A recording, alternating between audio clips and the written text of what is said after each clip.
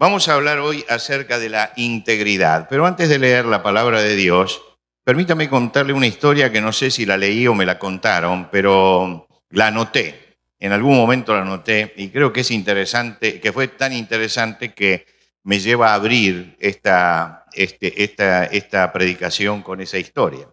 Se cuentan que en Long Beach una pareja entró a un lugar de comidas rápidas, de esas que no hace falta bajarse del carro, que uno compra, le entregan y después se va al parque a comer. Entró con su carro a comprar en uno de estos, en uno de estos lugares de comida rápida donde se hace pollo frito. Así que eso se lo dan en una caja cerrada y ellos tomaron la caja y se fueron al parque para comer. Ahora, el gerente de la empresa había juntado todas las ganancias del día y las había guardado en una caja igual a la de pollo frito, ¿no es cierto? Entonces, ¿qué pasó? Que uno de los empleados, sin darse cuenta, tomó la caja y se la había dado a esta pareja. Y esta pareja, cuando llega al parque, abre la caja y encuentra que está llena de dinero. Y entonces, en ese momento en que está llena, que se da cuenta de que es el dinero del lugar, dicen, ¿qué hacemos? Tenemos que volver a devolverla. Tenemos que volver. Y vuelven, ya estaban en el comercio, ya estaban desesperados porque se había ido toda la ganancia del día. Y vuelve y dice, señores, miren, nos han entregado, pero en vez de darnos pollo frito, hay una cantidad tremenda de dinero que seguramente es el dinero de ustedes en este día y nosotros creemos que lo tenemos que devolver. Gran sorpresa, reciben todo el dinero y entonces se entusiasman y dicen, bueno, pero gente íntegra como ustedes es la que necesita nuestra patria y esta es la integridad que necesitamos, así que vamos a hacer una cosa, esto hay que publicarlo, vamos a llamar al periodismo para explicarle a toda la gente que realmente usted es un hombre íntegro, nos ha devuelto el dinero y el hombre dice, no, por favor, la mujer con la que estoy no es mi esposa.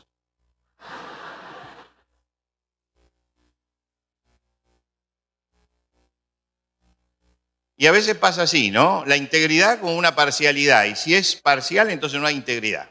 No hay integridad.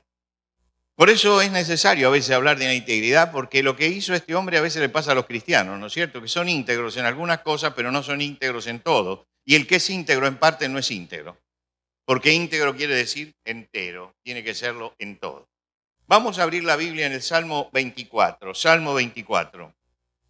Y vamos a leer los primeros 6 versículos del Salmo 24.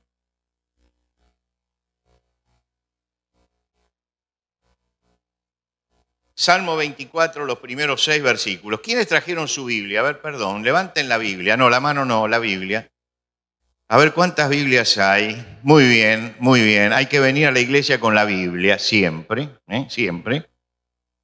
Porque ahora que con todo esto de las proyecciones, de internet y todo lo demás, algunos ya van a la iglesia sin Biblia, porque en algún lugar voy a poder leer. Pero es importante tener la Biblia en la mano para leer, ¿no? Salmo número 24, los primeros 6 versículos. De Jehová es la tierra y su plenitud, el mundo y los que en él habitan, porque él la fundó sobre los mares y la firmó sobre los ríos. ¿Quién subirá al monte de Jehová? ¿Y quién estará en su lugar santo? El limpio de manos y puro de corazón, el que no ha elevado su alma a cosas vanas, ni jurado con engaño, él recibirá bendición de Jehová y justicia del Dios de salvación. Tal es la generación de los que le buscan, de los que buscan tu rostro, oh Dios de Jacob.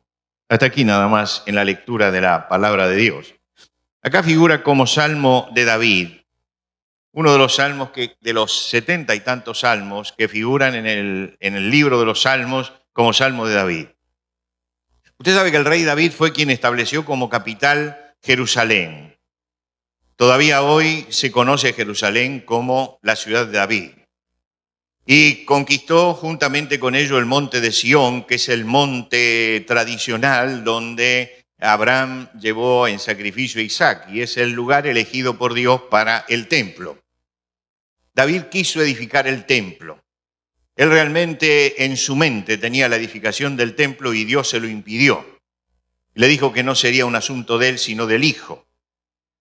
Y él, sin embargo, a pesar de que no iba a poder construirlo, él armó todo el sistema litúrgico y religioso con los sacerdotes, con los ayudantes, y juntó los materiales, cosa que cuando llegara su hijo pudiera edificar el templo y estuviera todo funcionando. Pero dejó, entre todos los salmos que dejó para que el pueblo cantara, dejó dos salmos, el Salmo 15 y el Salmo 24, que son dos salmos antifonales. ¿Qué queremos decir? Que una parte se leen por partes, ¿no? Es decir, si un grupo lee una parte y otro otra parte. Y dejó dos salmos antifonales que fueron usados en el templo y que seguramente lo hizo David con este sentido de que se usaran en el templo como salmos de reflexión para los que llegaban al templo para adorar a Dios. Los judíos tenían un solo templo y no podían tener otro. La ley decía que solamente podían tener un templo. Ellos después construyeron sinagogas, pero las sinagogas no son templos, son escuelas de la ley. Esto se lo puede explicar cualquier judío que conozca, ortodoxo, que conozca bien su doctrina. Ellos pueden tener un solo templo y ese templo tiene que estar en Jerusalén. Lo que quiere decir que la ley decía que todo el pueblo estaba obligado durante la Pascua a celebrarla en el templo, todo el pueblo iba a Jerusalén. Ahora imagínense ustedes lo que significaba en una ciudad pequeña para lo que nosotros entendemos ciudad, que apareciera todo el pueblo para reunirse en ese lugar. Y entonces David escribe estos dos salmos, que son dos salmos donde se hace una pregunta, ¿quién subirá al templo del Señor? ¿Y para qué hacía esto? Se escribe este salmo porque cuando llegaban los contingentes, en general venían por grandes grupos, por los caminos, por alguno de los caminos de entrada al templo, entonces los levitas salían y comenzaban, antes que la gente entrara, a cantar antifonalmente este salmo. Entonces la gente que venía comenzaba el salmo. Y entonces comenzaba el Salmo 24 diciendo: de Jehová es la tierra y su plenitud, el mundo y los que en él habitan, porque él la fundó sobre los mares y la firmó sobre los ríos. Y la gente preguntaba: ¿quién subirá al monte de Jehová? ¿Y quién estará en su lugar santo? Y entonces los levitas contestaban. Y la contestación era: el limpio de manos y puro de corazón, el que no ha elevado su alma a cosa vana ni jurado con engaño, él recibirá la bendición de Jehová. Es decir, que era una lectura de reflexión.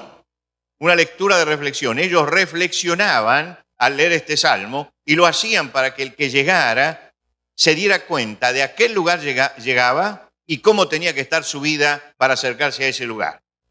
Ahora, ¿cómo empieza el salmo? El salmo comienza con una descripción de Dios. De Dios es la tierra y su plenitud, el mundo y los que en él habitan. Ahora, la tierra... Hablemos de la tierra como el lugar inanimado y los que la habitan, los seres animados que están sobre la tierra. Y él dice: Dios es el Señor de todo, porque de Jehová es la tierra. Y quiere decir que es propietario. De Jehová es la tierra y su plenitud, el mundo y los que en él habitan. Es decir, Dios creó la tierra y él es el dueño de la tierra. Esto es muy importante porque de aquí sale toda la ecología cristiana. El hombre no puede explotar la tierra como quiere, porque la tierra no es del hombre, es de Dios. Es de Dios. No voy a entrar en la ecología porque no es mi tema esta mañana, pero los que quieren estudiar tienen que estudiar por este lado, ¿no es cierto? Ese es el camino de la ecología cristiana. Que el hombre no es dueño, no es señor, no puede hacer lo que quiere y no puede destruir lo que quiere. En todo caso, tiene que alimentarse y tiene que hacer producir a la tierra, pero tiene que respetarla porque no es suya. No es suya. Pero además, los hombres tampoco son dueños de su propia vida, porque Él es el dueño de la tierra y es el dueño de las personas que lo habitan, de todo lo que lo habitan. Es la autoridad de Dios permanentemente sobre todas las cosas y el señorío de Dios y la posesión de Dios es de Él, le pertenece a Él. Ahora, después de hablar de Jehová es la tierra y su plenitud, y el mundo y lo que en él habitan, da las razones. Y las razones son porque él la fundó sobre los mares y la firmó sobre los ríos. Pensemos un poco con la mentalidad del tiempo de David. Cuando ellos llegaban al Mediterráneo, ese era el límite. La tierra estaba puesta sobre los mares. Cuando hacían un pozo, descubrían las aguas de las napas. Entonces abajo había ríos. Y entonces decían, Dios creó la tierra y la puso sobre los mares y sobre los ríos. Acá todo esto le pertenece porque Él la creó. Tiene derecho de creación, derecho de autor sobre esto. Quiere decir que el Dios Santo es el dueño de todas las cosas. Ahora, Dios les manda a hacer un templo para habitar entre ellos. ¿Recuerdan ustedes lo que dice cuando se construye el primer templo, el templo portátil, el tabernáculo? Habitaré entre ellos. Es decir, Dios iba a habitar entre ellos en el lugar santísimo. Y justamente iba a habitar en ese lugar que era inaccesible para el hombre común, porque es un Dios santo. Iba a habitar en el santo monte de Sión. En el santo monte de Sión iba a estar el Dios santo.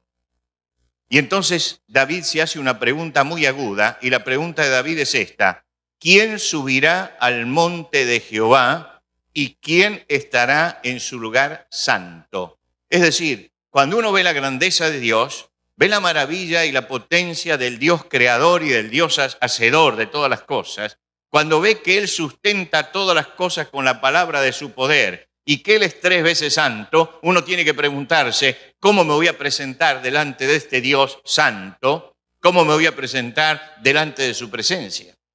Y David entonces hace la gran pregunta, la pregunta que él sentía que todo el que se acercara al templo que se iba a construir, tenía que hacerse en ese momento. ¿Cómo voy a acercarme yo a un Dios santo? ¿Cómo voy a acercarme yo a este Dios que ha creado todas las cosas y que es el dueño de todas las cosas? Por supuesto que los levitas, para acercarse a Dios, tenían una ceremonia de purificación y ellos eran los ayudantes de los sacerdotes, no llegaban hasta el lugar santísimo. Tenían una ceremonia que les permitía oficiar. Los sacerdotes también tenían una ceremonia que les permitía oficiar y una vestidura ceremonial. Pero David era muy agudo y él sabía diferenciar lo que es un símbolo de lo que es una realidad. Él sabía que el asunto no era que se lavaran las manos. El asunto era que se lavaran el corazón. Que esto de lavarse las manos y de limpiarse, y estos ritos de purificación eran simbólicos. Él llegó a intuir en los salmos que aún el sacrificio del cordero era simbólico. Dice que no son esos sacrificios los que nos limpian, porque si no yo los daría. Él se da cuenta que hay algo detrás de todo eso, que eso es sombra de la realidad. Y entonces quiere llegar a la verdad. Lo que Dios quiere no es las manos limpias ni la purificación por afuera que hacía el sacerdote. Lo que Dios quiere es la purificación del corazón. Esto es lo que Dios está buscando. Ahora, el Dios del Antiguo Testamento es el Dios del Nuevo Testamento, es el Dios y Padre de nuestro Señor Jesucristo. Y si Él buscaba en su pueblo integridad, sigue buscando integridad en todos nosotros. Sigue buscando integridad. Y el cristiano tiene que ser una persona íntegra. ¿Y qué significa que sea una persona íntegra? Que las condiciones morales y espirituales del cristiano, las condiciones morales y espirituales, sean aquellas que Dios ha mandado. Lo que David se pregunta es esto: ¿cuáles son las condiciones morales y espirituales necesarias para poder ser aceptado por el Señor y poder adorar a Dios? ¿Cuáles son las condiciones? Y da una respuesta múltiple. Da una respuesta múltiple. Él da una respuesta que tiene 4 partes. Él dice, en primer lugar, acerca de las acciones. ¿Quién se acercará a Dios? El que es limpio de manos. Todos sabemos lo que significan las manos y la importancia que tiene, porque todas las cosas en nuestra vida las realizamos y las hacemos con las manos. Las manos son el símbolo de las acciones. Dice, estas acciones, lo que nosotros hacemos, el limpio de manos, es aquel que tiene acciones puras, acciones puras. Por ahí empieza la integridad, en lo que el hombre hace. Después habla del carácter. El carácter es lo que pensamos y el carácter es lo que sentimos. Lo que pensamos y lo que sentimos. Y él dice el puro de corazón, puro de corazón. Después habla de la parte espiritual, lo que adoramos. aquello ante lo cual nosotros nos inclinamos. Y él dice, el que no ha elevado su alma a cosas vanas. Las cosas vanas son las cosas huecas. Las cosas huecas. No se ha inclinado ante cosas huecas. No se ha inclinado ante los ídolos, pero no se ha inclinado ante el dinero, ni se ha inclinado ante la fama, ni se ha inclinado ante el éxito. No se ha inclinado en cosas que son inconsistentes. No le ha rendido culto a esas cosas. Y por último, las palabras, lo que decimos, ni ha jurado con engaño. Es decir, dice, el hombre que tiene que llegar tiene que ser un hombre de acciones puras, de carácter puro, de espiritualidad pura y de palabras puras. Este es el que Dios acepta. Ahora, ¿cuántas hay que cumplir de estas cosas para ser íntegro? Todas, todas. Usted no puede decir, yo cumplo el 20%, el 50% ni el 80%. ¿Por qué? Porque la palabra integridad viene de íntegro, de entero, de todo. La raíz de la palabra integridad es entero, entero. Lo que está entero es lo que es de una sola pieza. Quiere decir que una persona íntegra es una persona honesta, es una persona frontal, es una persona franca, es una persona que no tiene doblez, que no tiene doble discurso. El hombre de la historia que nosotros contamos al principio no es un hombre íntegro. ¿Por qué? Porque una parte de él practica la honradez, devuelve el dinero que no es de él. Pero por el otro lado, la fidelidad matrimonial no la respeta. Entonces no es una persona íntegra. No es una persona íntegra.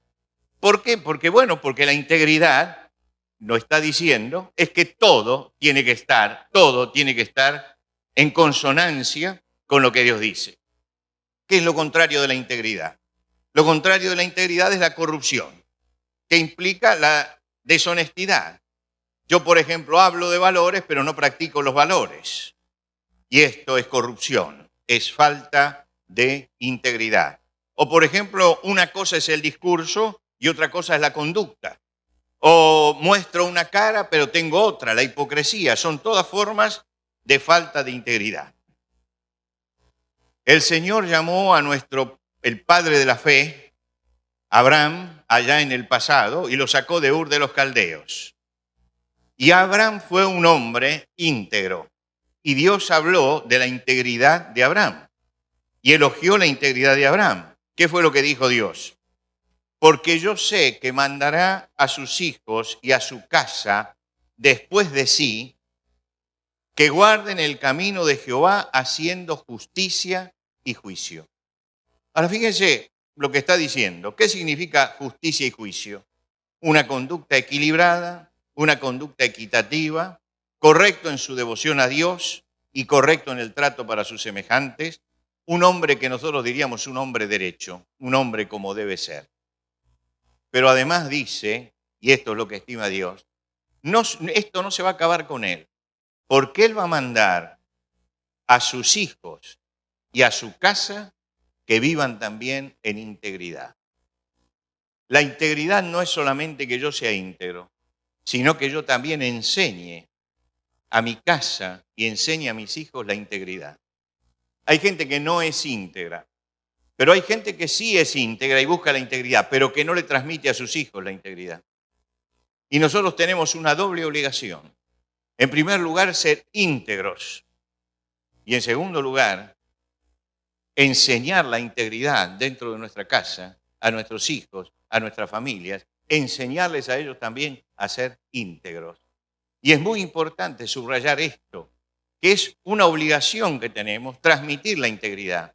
Nosotros hablamos hoy de crisis de valores, decimos que Occidente tiene crisis de valores, que los jóvenes de hoy están viviendo sin valores. ¿Quién tiene la culpa?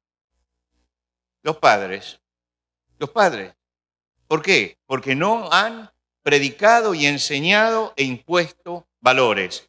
Nuestro compromiso con el Señor es vivir en integridad, que no haya ninguna fisura, ninguna grieta en nuestra vida, sino vivir en integridad. Erich Fromm, que fue un ensayista marxista, su filosofía era el marxismo, un día comenzó a reflexionar sobre la debilidad que hay en Occidente para transmitir ideas. para imponer ideas. Él veía, esto también lo dice Marx, que el mundo occidental no era permeable a las nuevas ideas. Es decir, no podían cambiarle las ideas que tenían. Y ellos traían nuevas ideas que querían imponerlas, pero la gente no las seguía. Era difícil convencer a la gente y porque tenía resistencias profundas. Y entonces decidió analizar los profetas de Israel y decidió analizar la forma en que trabajaba Jesús con esta pregunta: ¿por qué los profetas de Israel lograban movilizar a la gente y por qué Jesús lograba movilizar a la gente? ¿Por qué pegaban tan fuerte las ideas de ellos y por qué golpeaban a la gente en forma tal que nosotros no podemos hacerlo? Y él dice así: las ideas producen un efecto sobre el hombre si son vividas. Si son vividas por quien las enseña, si son personificadas por el maestro, si aparecen encarnadas. Si un hombre expresa bien la idea de integridad y es íntegro, los hombres comprenderán qué es la integridad y creerán que está hablando de una realidad posible. Quiere decir que el hecho de vivir en integridad no es solamente algo que me beneficia a mí como persona en mi relación con Dios, sino que es la base del ministerio también. Porque si yo predico la integridad y la gente ve que yo soy íntegro, va a pensar dos cosas. En primer lugar, que es veraz lo que yo estoy diciendo, porque la verdad está encarnada en mi vida. Y en segundo lugar, que es posible vivir en integridad, porque el que me está enseñando lo está experimentando en su propia vida. De ahí el valor que tiene el hecho de vivir con integridad la fe.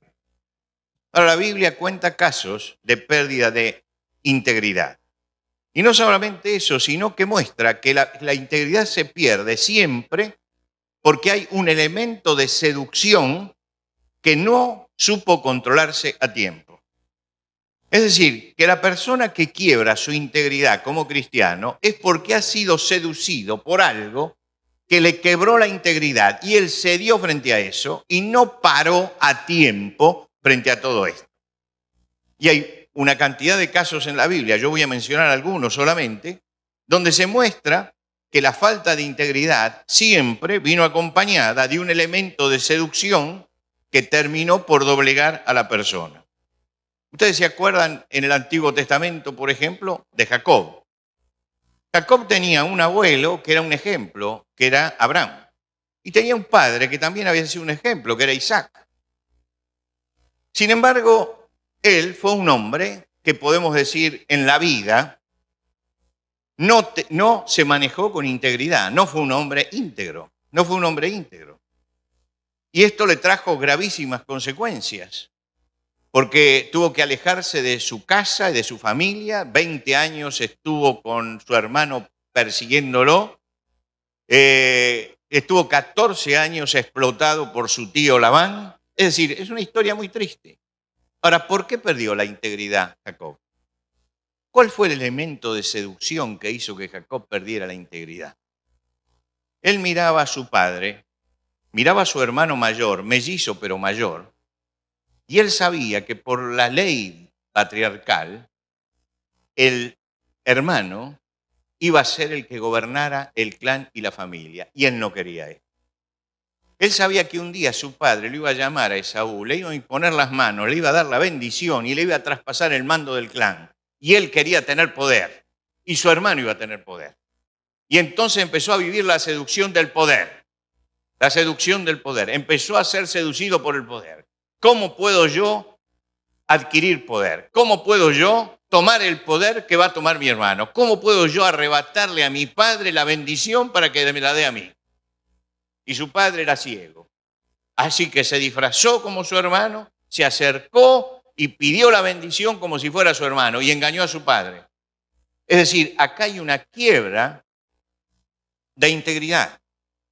¿Por qué llega a quebrar la integridad? ¿Por qué llega a engañar a su padre? ¿Por qué llega a mentir? ¿Por qué hace esto tan desgraciado, tan desechable? Porque era un ambicioso. porque tenía la seducción del poder delante y él tenía la ambición de tener poder. Muchas veces no nos damos cuenta lo tremendo que es la búsqueda de poder. El Señor Jesucristo tuvo que luchar 3 años con sus discípulos porque todos buscaban poder. ¿Cuál es la discusión que tenían los discípulos de Jesús? ¿Quién sería el mayor? ¿Quién sería el mayor? Es decir, ¿quién va a mandar en este grupo? Porque hay 12, Jesús es indiscutible, pero ¿quién va a mandar acá entre los 12? Y se peleaban entre ellos y discutían. Y cada vez que Jesús se daba vuelta atrás estaban discutiendo quién era el mayor. 2 de ellos incluso, Juan y Jacobo, se acercaron para decirle, Señor, en tu reino, cuando tengas todo el poder, queremos sentarnos uno a la derecha y uno a la izquierda, como diciendo, pero nosotros mandamos sobre los demás. Y Jesús les tuvo que enseñar que la búsqueda de poder y la seducción del poder es destructiva. El poder corrompe y el poder absoluto corrompe absolutamente. Una vieja frase con la que se habla del poder. Ellos buscaban poder. Y esa búsqueda de poder iba a destruirlos. Por eso Jesús les enseñó, el que quiere ser el mayor entre ustedes tiene que ser el que sirva, tiene que ser el que se incline, tiene que ser el que sienta que es siervo de sus hermanos. Así él va a llegar a ser mayor. Y Jesús dio vuelta todo el pensamiento de su tiempo y sigue dando vuelta el pensamiento de nuestro tiempo. Porque no entendemos que el poder se adquiere únicamente a través del servicio, que el hombre más importante es el que sabe agacharse y ayudar a su prójimo, no el que ostenta el poder desde arriba. La seducción del poder ha arruinado a muchos cristianos y seguirá arruinando a muchos cristianos que no han entendido cuál es la esencia de la vida cristiana, que no es alcanzar el poder, sino servir al prójimo.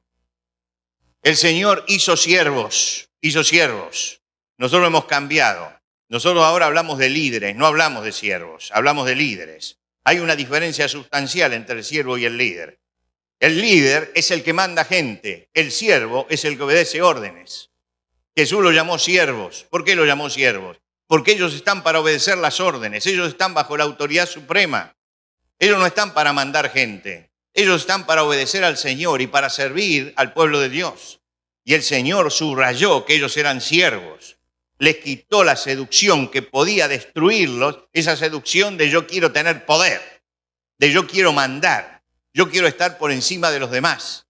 Y allí es cuando se pierde la integridad. El ejemplo de Jacobo es un ejemplo tremendo de alguien que perdió la integridad por eso. El segundo ejemplo que quiero poner es un ejemplo que tiene que ver con el profeta Eliseo. ¿Recuerdan ustedes? El profeta Eliseo, un profeta de tremendos milagros en su vida. Los 14 milagros de Eliseo fueron el doble de los milagros que hizo Elías. Él pidió la doble porción del Espíritu y parece que Dios le concedió incluso que duplicara los milagros que hizo Elías. Era un hombre poderoso.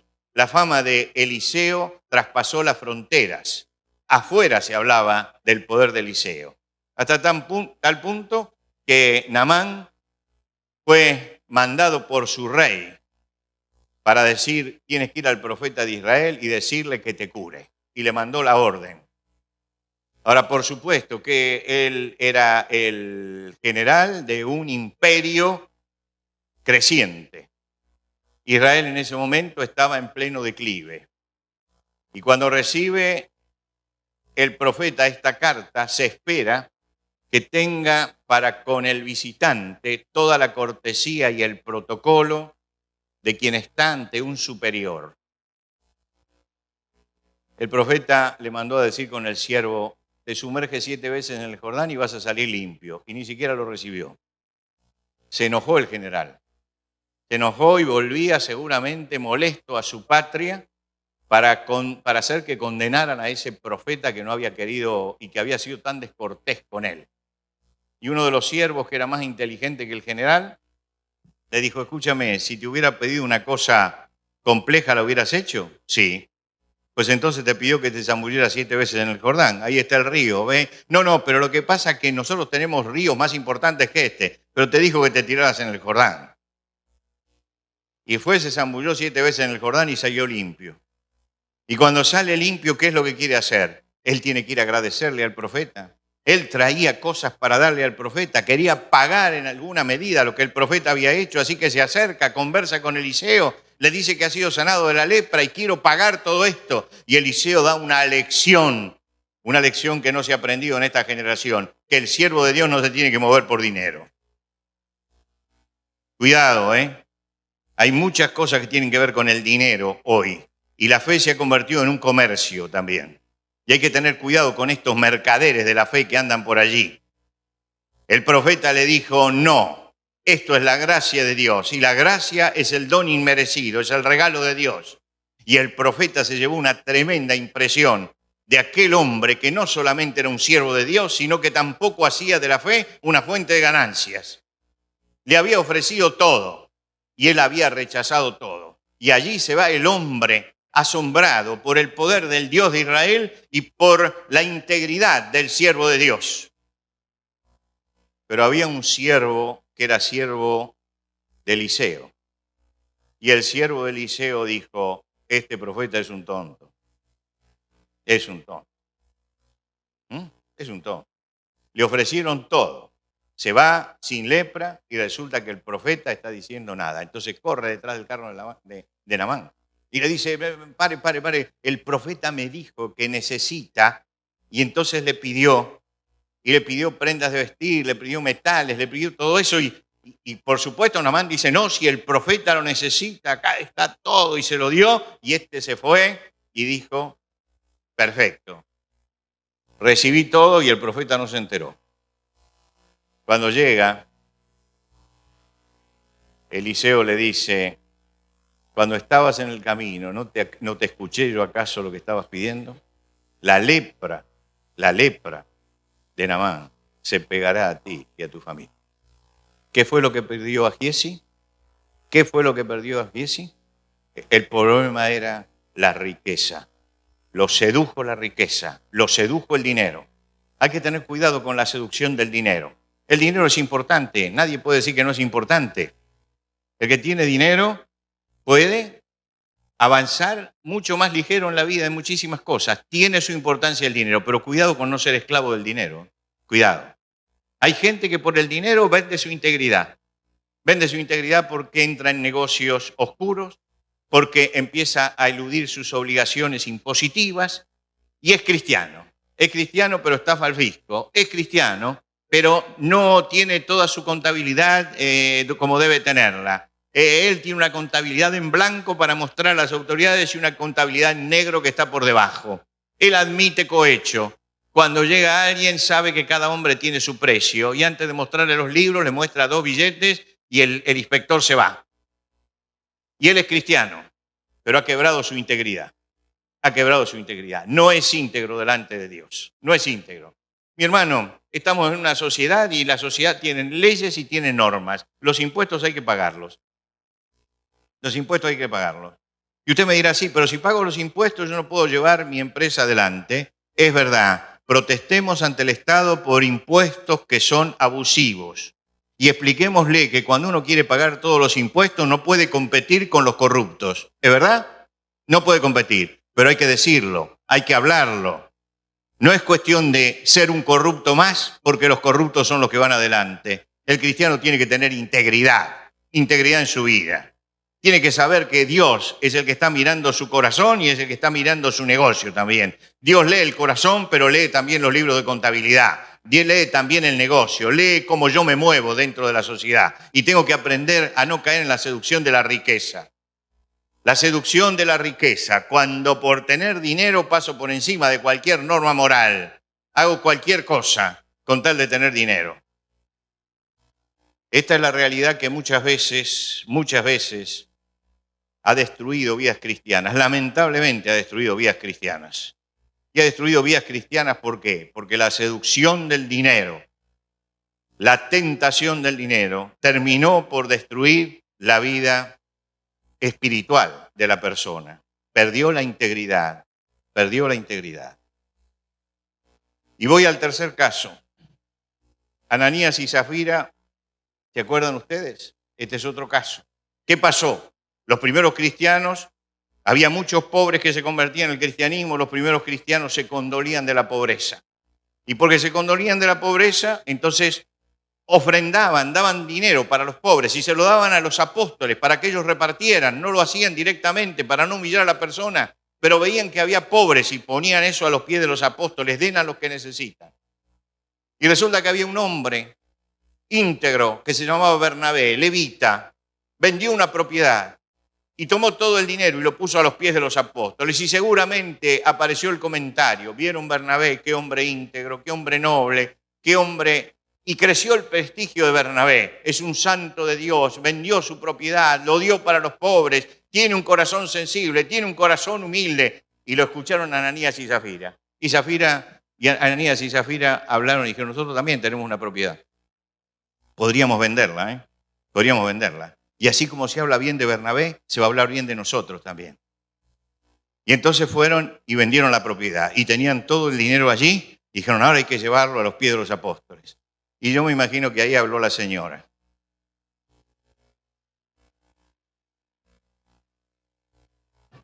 ¿No están de acuerdo ustedes que habló la señora?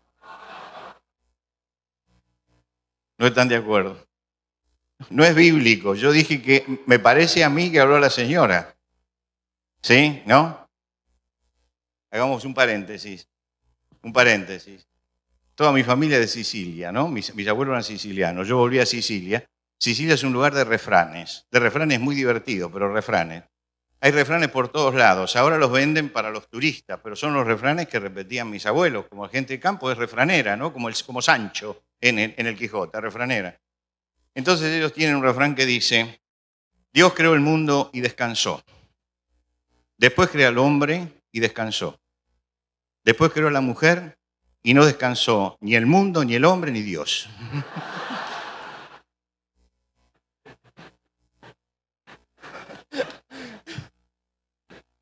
Este es un paréntesis, porque siempre es bueno aflojar la tensión en medio de todo esto. No quiero decir que yo creo esto, pero déjeme imaginar un poco. Déjeme imaginar que Zafira le dijo al esposo, mira, pero podríamos guardarnos un poco, porque esto es mucho dinero, y los pobres van a ser... Y entonces agarró y sacaron un pedazo, un poco de esto, y dijeron, demos una ofrenda así. Y entonces el esposo, para que las mujeres no se sientan mal, le dijo, bueno, pero hagamos esto, digamos que es todo. Y se presentaron delante de los apóstoles y dijeron, hemos vendido una propiedad y acá está todo lo que hemos cobrado. ¿Por qué llenó Satanás tu corazón para que mintieses al Espíritu Santo?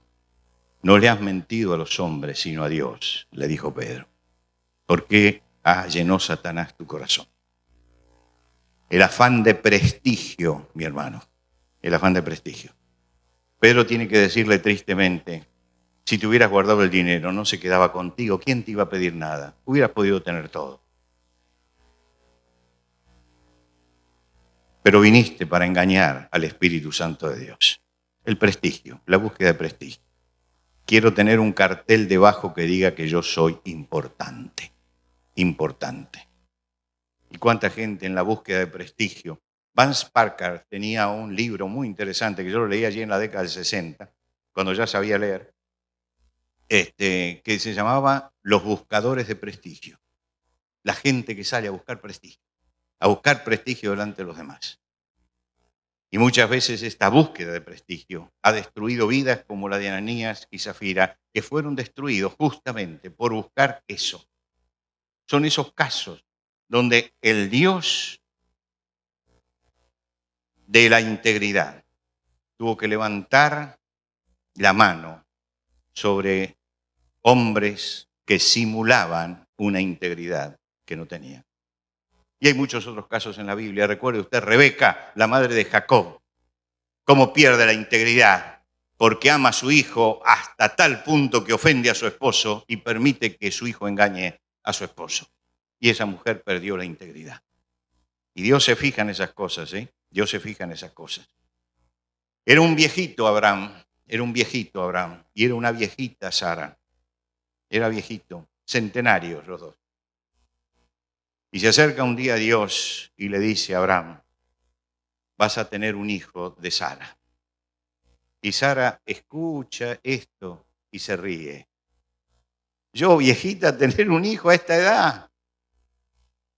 Y Dios dice, ¿por qué se rió, Sara? Se está riendo de lo que Dios puede hacer. Entonces Sara dice, no, no me he reído. No, te has reído. Es el Dios que no tolera la falta de integridad. Y no tolera que las cosas santas se profanen. Anote esto, hermano, porque en este momento muchas veces se toman a broma cosas que son santas. Yo soy un hombre que me gusta la broma, me gusta el chiste, me gusta la risa. Yo gozo cuando los hermanos en una predicación ríen, me gusta verlos reír. Incentivo, si puedo, la risa, porque creo que la risa es sana, distiende. Pero no me atrevería a hacer bromas de cosas que son sagradas. Y hay que tener cuidado porque hoy se está haciendo broma muchas veces de lo sagrado. Hay que tener cuidado con eso. Porque la integridad también pasa por eso. Yo no puedo tomar lo que es santo y profanarlo. Dios había dicho, vas a tener un hijo. Y es el gran milagro sobre la vida de Abraham. Que un hombre, como dice el apóstol Pablo cuando escribe la carta a los romanos, ya muerto, ya débil y sin potencia en su sexualidad. Sin embargo, Dios le permite tener un hijo, es el hijo de la promesa. Es el hijo por el cual Dios va a probar la vida de Abraham. Es un milagro maravilloso. Y Sara le encontró la vena humorística a lo que es sagrado, a lo que es de Dios. Y Dios vino y dijo, esto es una falta de integridad. Y sobre la risa, la mentira. Y entonces Dios dice, no, pongamos las cosas en su lugar. Te has reído. Esta es la realidad que estamos viviendo. Es el caso triste de personas que han perdido su integridad.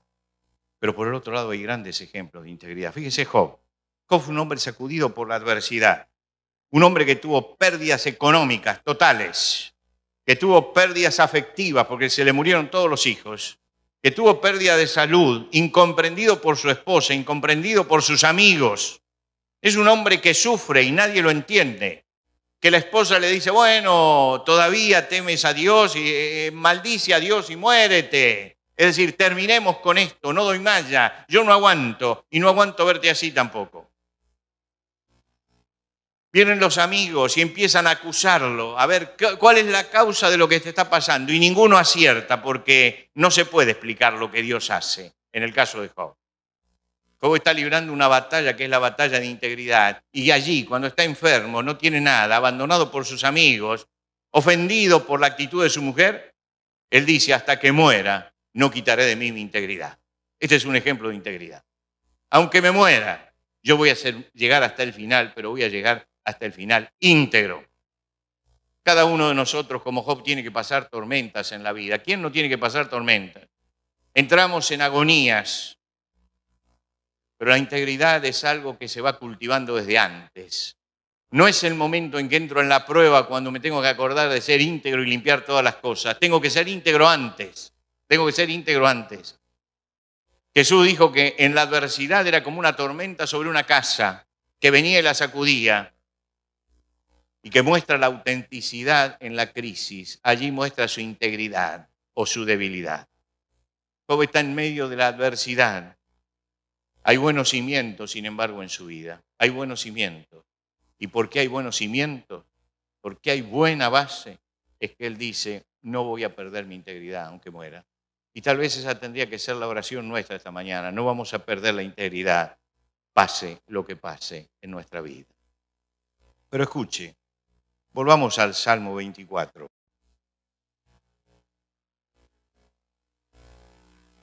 ¿Quién subirá al monte de Jehová? Versículo 3. ¿Y quién estará en su lugar santo? El limpio de manos y puro de corazón, el que no ha elevado su alma a cosas vanas, ni jurado con engaño. Él recibirá bendición de Jehová y justicia del Dios de salvación. ¿Escuchó bien el último versículo, hermano? ¿Quiere que se lo lea de vuelta? Escúchelo. Él, ¿quién es Él? ¿Quién es Él? el limpio de manos, el puro de corazón, el que no ha elevado su corazón, alma a cosas vanas, ni ha jurado con engaño, él recibirá la bendición del Señor. Él recibirá la bendición del Señor. Él la va a recibir. ¿Qué quiere decir esto? Que muchas veces no llega la bendición a nuestra vida por nuestra falta de integridad. Porque falta integridad. Él, el que vive en integridad, es el que va a recibir la bendición del Señor. Usted sabe que cada promesa en la Biblia tiene una condición. Dice qué condición tiene que tener para recibir la promesa. A veces recortamos la promesa y no ponemos la condición. Y le pedimos al Señor que cumpla la promesa y el Señor dice, sí, esa promesa tiene una condición.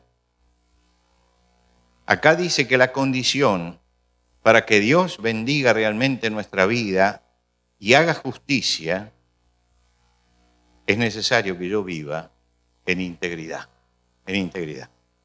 Nosotros hemos recibido a Cristo, tenemos entrada a la presencia de Dios por la gracia de Dios, pero como cristianos tenemos el deber de vivir en integridad, la obligación de vivir en integridad. ¿Por qué? Porque el testimonio cristiano ante el mundo se resiente cuando los cristianos no viven en integridad. Porque la vida espiritual del cristiano se resiente cuando no vive en integridad. Porque la bendición de Dios no se recibe cuando no se vive en integridad. Esta es la condición. Bonhoeffer, que es uno de los grandes teólogos del siglo XX, que murió bajo la sentencia del nazismo, lo llevaron preso y lo ahorcaron pocos días antes de que terminara la Segunda Guerra Mundial. En los últimos estertores del marxismo mató a este siervo de Dios que tenía algo así como 37 años. Escribió algunos libros maravillosos y sobre todo uno de ellos que se llama El precio de la gracia. El precio de la gracia. Y ahí él explica, mire, la salvación es gratuita. Por gracia sois salvos por medio de la fe, pero el discipulado tiene un precio que hay que pagarlo. Y yo como cristiano he recibido la salvación en Cristo gratuitamente, pero tengo que pagar un precio para ser discípulo de Cristo. Y el Señor se lo dijo a los suyos, el que quiere seguir en pos de mí, niéguese a sí mismo, tome su cruz y sígame. Vivir en integridad es justamente pagar el precio del discipulado. El discípulo tiene que saber que al Señor le costó mucho redimirlo y lo ha redimido, pero que en la vida cristiana nosotros tenemos que también pagar el precio de ser cristiano. El precio de ser cristiano. Hay cosas que yo no me puedo permitir porque soy cristiano y ese es el precio que pago. Hay cosas que no tienen que estar dentro de mi vida y ese es el precio que pago. Porque sé que soy un hijo de Dios y porque sé que para que Dios muestre su bendición en mi vida, yo tengo realmente que vivir en integridad, ser una persona íntegra. Y cuando soy una persona íntegra, entonces estoy en el camino de la madurez. Estoy en el camino de la bendición y estoy en el camino donde puedo servir al Señor con eficacia, porque soy íntegro. Y lo que en este momento necesita la iglesia es personas íntegras, cristianos íntegros, cristianos que muestren en su vida que Cristo realmente los ha cambiado porque viven en integridad. El sabio Salomón decía, el que camina en integridad anda confiado, mas el que pervierte sus caminos será quebrantado. Por lo tanto, hermanos, tenemos que caminar en integridad y tenemos que decir juntamente con Job, hasta el día de mi muerte no se quebrará mi integridad, porque es el agradecimiento que yo tengo al Señor por su salvación, el vivir dentro de las leyes de Dios.